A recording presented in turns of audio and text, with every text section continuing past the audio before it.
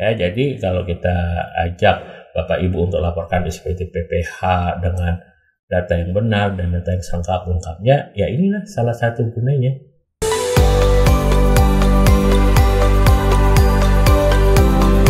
Ngerujak, ngobrol urusan pajak.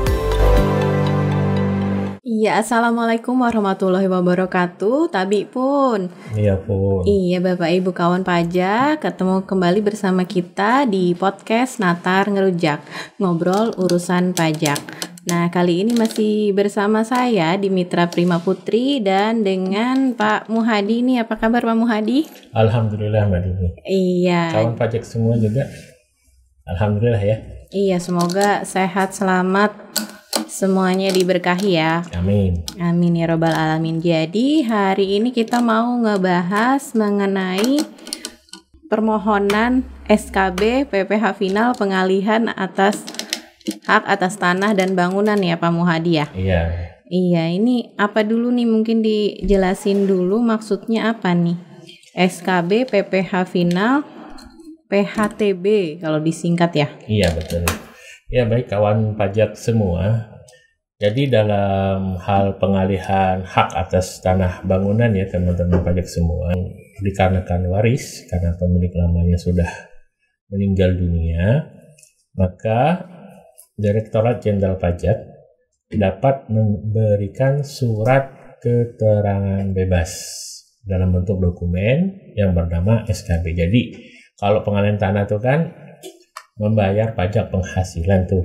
Nah, ketika wajib pajak ataupun orang yang mengalihkan hak atas tanah atau bangunannya itu dikarenakan bukan karena jual beli tetapi karena pengalihan karena waris ataupun karena hibah, maka dapat mengajukan ke Direktorat Jenderal Pajak, dalam hal ini Kantor Pelayanan Pajak, untuk mendapatkan surat keterangan bebas dengan ketentuan dan syarat yang telah diatur dalam peraturan dan perundang-undangan. Jadi gitu Mbak Dini.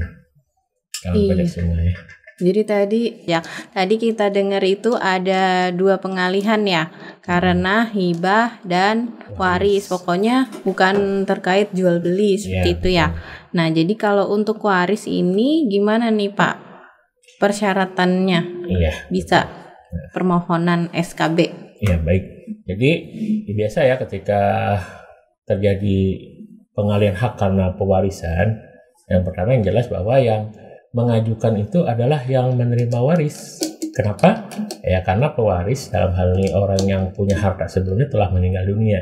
Gak mungkin dong dia mengajukan SKB ke kantor pelayanan pajak. Maka di sini diajukan oleh yang berhak, yaitu seluruh penerima waris ya.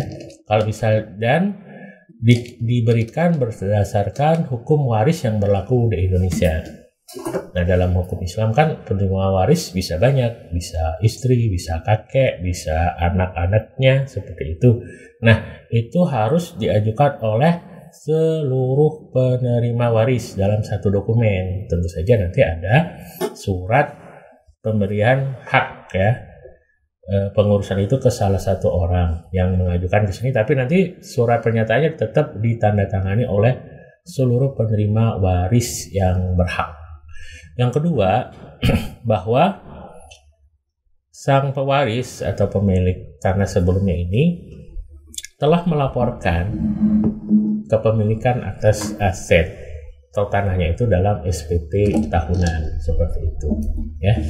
Memiliki aset itu, pemilik aset tersebut yang ber-NPWP dan telah melaporkannya dalam lampiran harta dalam SPT tahunan PPH yang diajukan oleh penerima waris. Nah, tapi kan kadang ada satu sekalian nih, misalnya nih pewarisnya ada 5 orang, tapi maunya diberikan ke 1 orang saja seperti itu. Nah, dalam hal ini ketika hal itu terjadi, maka ketika yang penerima, salah satu penerima ini ada hubungan bisa hibah, misalnya nih ada penerima waris itu 3 orang anak dan 1 orang istri. Nah, mau diberikan ke anak yang nomor 1. Maka kalau pemberian waris tadi diberikan ke anak nomor 1, maka bagian ibu ke anak nomor 1 itu masuk kriteria hibah ya. Tapi kalau anak kedua ke anak ketiga ke nomor 1-nya itu bukan pengalihan hibah. Nah, maka hal ini ada bagian yang harus dibayar oleh anak nomor 1 tadi sebesar 2,5%. Jadi tidak seluruhnya bisa diberikan atas pajak penghasilan yang seharusnya dibayar. Itu menurut ketentuan dalam surat edaran nomor 20 ya. Jadi itu waris itu yang penting intinya adalah penerima waris yang sesungguhnya yang harus menerima pengalihan hak tanah tersebut. Tapi ketika diinginkan berbeda, tentu kita lihat lagi bagaimana posisi dan kedudukan para ahli waris tersebut. Gitu ya kira-kira kawan pajak semua ya. Bisa diterima, bisa nggak diterima, sebagian atau seluruhnya. Jadi belum tentu nanti dikabulkan seluruhnya ya Pak ya. Ya, jadi nanti ini kita lihat mungkin dulu. di cross check dulu dari petugas pajak, nanti kita meng-cross check identitasnya, terus kelengkapan berkasnya seperti itu ya. Kemudian betul. Besar yang bisa dibebaskannya juga nanti masih akan diperhitungkan lagi ya. Iya betul. Jadi ada yang harus dibayar apabila tidak masuk dalam kriteria peraturan tersebut ya, berarti ya. Iya. Ya, kita kan sama tadi kan ada syarat surat pernyataan untuk warisnya harus ditandatangani oleh seluruh penerima ya, seluruh ahli warisnya. Tanda tangan di satu dokumen itu. Iya. Di satu dokumen itu ditandatangani. Jadi kalau seluruh. Ada ahli warisnya 3 ya 3-3-nya tanda tangan. Kalau 5 5-5-nya tanda tangan di satu dokumen itu ya Pak ya, dokumen pernyataan warisnya ya. Iya betul. Iya, kemudian untuk objek atau tanah bangunan yang dialihkan haknya itu harus sudah dilaporkan dalam SPT ya. Iya, jadi kan pelaporan SPT tahunan yang perlu kawan pajak semua ketahui itu bukan hanya penghasilan atau pajak yang berhutang, tapi juga laporan mengenai harta dan hutang. Nah, kepemilikan harta berupa tanah atau bangunan ini juga sudah harus dilaporkan dalam SPT tahunan pewaris, dalam hal ini orang yang meninggal itu, ya. Baik, mungkin selanjutnya mungkin terkait yang hibah ya. Iya. Mungkin awalnya dibedain dulu Pak, waris yang mana, yang hibah tuh kayak gimana gitu, biar kawan pajak jelas lagi nih. Ya baik, kalau waris itu ada orang yang meninggal dan meninggalkan harta ya. Kalau itu untuk waris. Ya, hibah itu orangnya masih hidup dan dia mau menghibahkan kepada siapa? Bisa kepada anaknya, itu masuk kriteria hibah yang mendapatkan SKB dalam hal hubungannya sedarah lurus 1 derajat. Misalnya orang tua ke anaknya atau sebaliknya. Gimana kalau anak angkat nggak masuk karena bukan hubungan darah, atau ke keponakannya nggak masuk juga seperti itu, atau malah ke orang lain. Iya, kalau ke orang lain gimana itu? Ya nggak masuk juga. Yang masuk gimana kalau orang itu menghibahkan, kalau bukan ke keluarga sedarahnya, bisa juga ke lembaga atau yayasan yang bergerak di bidang agama, sosial, atau pendidikan ya, bidang badan keagamaan, bidang badan pendidikan, atau badan sosial. Misalnya ini ada yayasan yang mengelola panti asuhan, itu kan sosial tuh. Kemudian saya mau menghibahkan tanah saya supaya bisa dibangun panti asuhan di situ. Nah itu salah satu hibah yang bisa diterbitkan surat keterangan bebasnya untuk pengalihan hak atas tanah bangunan. Atau mau bangun rumah ibadah nih, misalnya mau bangun masjid, tanahnya punya tuan tanah, dia mau menghibahkan. Nah itu termasuk hibah yang masuk kriteria untuk mendapatkan surat keterangan bebas ya. Pertama kalau ke orang itu ada hubungan darah, kalau ke lembaga atau yayasan 3 bidang ini, bidang keagamaan, bidang sosial, dan bidang pendidikan. Gitu ya kawan pajak. Iya, mungkin contohnya mungkin dihibahkan kemana tuh Pak? Bidang sosial. Ya, bidang sosial misalnya keagamaan. kalau ada lembaga atau yayasan yang bergerak di panti asuhan misalnya ya, panti asuhan, kemudian ada panti jompo, Iya, panti itu jompo, kan ya. bidang sosial dan itu tertera di akte badannya, baik yayasan gitu kan, dia bergerak di bidang itu dan mendapat izin bergerak di situ, maka badan ini ketika menerima hibah atau tanah dari seseorang, maka tanah orang yang menghibahkan berhak mendapatkan SKB. Seperti itu. Kalau bidang keagamaan ya mungkin kalau mau membangun rumah ibadah, mau bikin masjid, mau bikin gereja, itu ya, atau rumah ibadah pura dan segala macam itu bisa mendapatkan SKB hibah. Kalau bidang pendidikan nih, misalnya mau bikin sekolah, bikin pesantren gitu ya, maka ketika mau dihibahkan ke tanah tersebut ke pengampunya itu bisa mendapatkan SKB ya, lawan pajak semua. Yang menandatangani permohonannya tetap sama ya, pemilik tanah awalnya ya. Yang mengajukan permohonan itu adalah pemberi hibah ya, pemilik tanahnya. Dalam hal ini pemilik tanah semua. Diajukannya kemana nih? Ya, kawan pajak dapat mengajukannya ke kantor pelayanan pajak di mana wajib pajak terdaftar. Seperti itu ya. Di mana wajib pajak terdaftar, misalnya walaupun tanahnya di luar kantor pelayanan pajak di mana wajib pajak terdaftar. Misalnya saya nih terdaftar di kantor pelayanan pajak Natar, tetapi tanahnya ada di Palembang, maka saya mengajukannya ke kantor pelayanan pajak Natar, karena saya terdaftar sebagai wajib pajak. Baik, mungkin bisa diulang lagi nih Pak untuk dokumen-dokumen syarat pengajuan permohonan SKB. Ya, jadi yang namanya mengajukan permohonan itu ada surat permohonannya. Teman-teman bisa mendownload ya di Google, itu cari aja surat pengajuan permohonan SKB, itu banyak ada di sumber terbuka, atau kalau memang mau datang sekalian mau tanya-tanya bisa minta di kantor pelayanan pajak atau KP2KP terdekat. Jadi surat permohonannya harus sesuai dengan format yang telah ada ya, telah ditentukan. Yang kedua, ada kalau dia hibah ada surat pernyataan hibah ataupun akte hibah ya.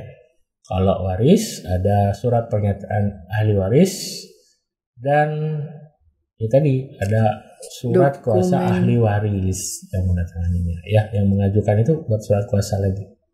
Jadi surat pernyataan ahli waris itu menyatakan bahwa almarhum punya berapa anggota keluarganya, istrinya ada berapa, anaknya ada berapa, semuanya harus dinyatakan di surat pernyataan ahli waris, dan itu setidaknya diketahui atau ditandatangani oleh pembangun setempat.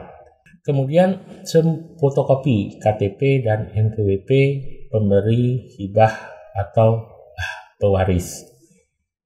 Kemudian fotokopi KTP dan NPWP dan KK penerima hibah atau waris semuanya. Jadi kalau ahli waris itu ada 10, semuanya dikasih ya, di fotokopi. Salinan fotokopinya. Jangan sebagian, nanti ditolak. Pokoknya kalau ada 10 penerima waris, 10-nya ada di situ. Fotokopi KTP ataupun NPWP dan kartu keluarga ya. KTP ya, untuk meng-cross-check hubungannya ya Pak ya. Ya, betul ya. Seperti itu. Kemudian fotokopi SPT PBB tahun terakhir. Nah, yang terakhir ya, ingat ya, SPT PBB tahun terakhir. Tentu kalau tanah dan atau bangunan itu dikenakan pajak bumi dan bangunnya ya. Kawan pajak dan hadirin sekalian, itu kita minta lampirkan SPT PBB-nya. Kemudian fotokopi sertifikat hak milik ya. Sertifikat hak miliknya atas nama pewaris atau almarhum atau pemberi hibah. Kemudian ada satu lagi, fotokopi SSPD, surat setoran pajak daerah BPHTB ya, perolehan hak atas tanah atau bangunan. Ini di mana dapatnya Mbak Dini? Ini diperoleh dari Dinas Pendapatan Daerah, kabupaten atau kota di mana tanahnya berada. Tanah dan bangunannya ya Pak ya. Saya kan penduduk Lampung Selatan nih. Tapi kan tanahnya misalnya di Palembang itu diperoleh dari Dinas Pendapatan Palembang. Karena di situ menyatakan berapa BPHTB yang terutang, berapa nilai pasar, dan berapa nilai NJOP-nya. Itu yang menjadi perhitungan atas PPH yang kita berikan fasilitas untuk dibebaskan. Jadi ada SSPD, Surat Setoran Pajak Daerah, dari Dinas Pendapatan Daerah. Mungkin dan yang penting adalah bahwa harta tersebut telah dilaporkan dalam SPT tahunan PPH orang pribadi, pewaris ataupun pemberi hibah. Nah, itu bisa kita cek di kantor pelayan pajak di mana wajib pajak terdaftar. Jadi ini pentingnya ya bagi kawan pajak melaporkan SPT dengan benar ya. Kalau punya tanah 10 ya laporkan di hartanya. Biar nanti kalau kita mati, kita meninggal itu ahli warisnya nggak repot ya. Ya mungkin tadi kan banyak ya dokumen-dokumennya. Kita bisa ringkas aja kali Pak ya.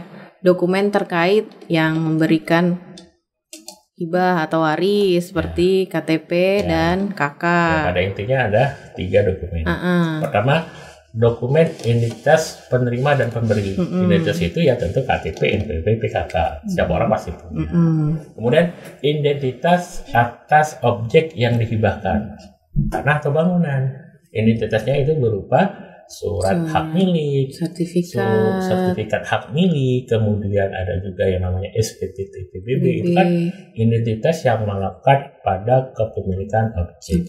Nah, yang ketiga adalah identitas apakah harta itu sudah dilaporkan dalam SPT tahunan. Itu dokumen yang Bapak Ibu laporkan dalam SPT tahunan, karena di situ juga mencantumkan harta yang kelak mungkin Bapak dan Ibu hibahkan atau wariskan kepada ahli waris. Ya, jadi kalau kita ajak Bapak Ibu untuk laporkan SPT PPH dengan data yang benar dan data yang lengkapnya, ya inilah salah satu gunanya. Ya, ketika terjadi sesuatu yang tidak kita inginkan, ahli waris itu tidak repot ketika dia mau melakukan balik nama. Gitu ya, dalam pajak dalam ini.